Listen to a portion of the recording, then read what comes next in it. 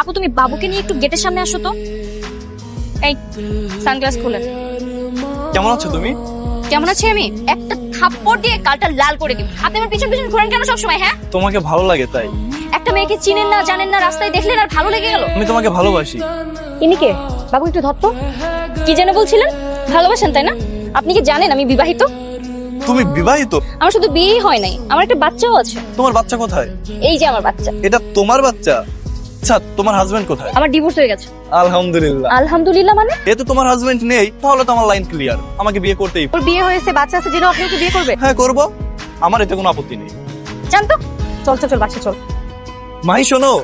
এই কি সমস্যা আপনার? আপনি এইভাবে চিৎকার করে ডাকছেন যেন আমি আপনার বিয়ে করা বউ।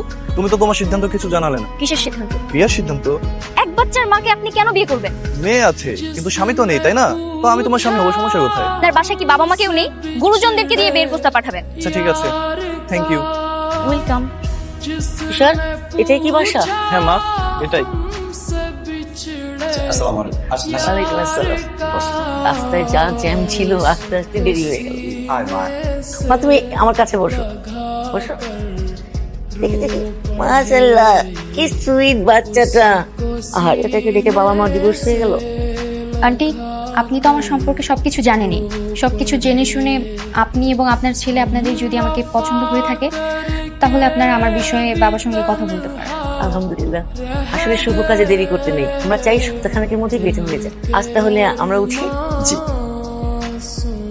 কি সুন্দর কপাল আমার, বাসর ঘরে বাবুকে নিয়ে বসে আছি। সবসময় এমন ভাব দেখাই মন যেন ভালোবেসে অনেক বড় পাপ করে ফেলেছি। কি ব্যাপার? তুমি একা একা কার সঙ্গে বিড়বিড় করছো? কই না তো, আমি তো আমাদের বাবুর সঙ্গে কথা বলছি। আর কিচ্ছু বলবা না তুমি। আমি এখনই বাবু আর আপুকে নিয়ে চলে যাবো। বাবুকে দাও। আরে না না, আর কখনো বলবো না, প্রমিস। মনে থাকে যেন। ওই আমার বউ কই? আর কার এত বড় সাহস আমার বউকে বাচ্চা সহ বিয়ে করে নিয়ে এসেছে? কি ব্যাপার? একটা বাসা গুরুর উপরে ঢুকে গেলা। এই তোমাদের একটা ডিভোর্স হয়ে গেছে? না, আমাদের কোনো ডিভোর্স হয়নি, শুধুমাত্র একটু রাগারাগি হয়েছে। তুষার, এই তুষার, এদিকে আয়। কি হচ্ছে মা? এই তো আমার মেয়ে। আম্মু কেমন আছো মা? দিন আমার মেয়েকে দিন।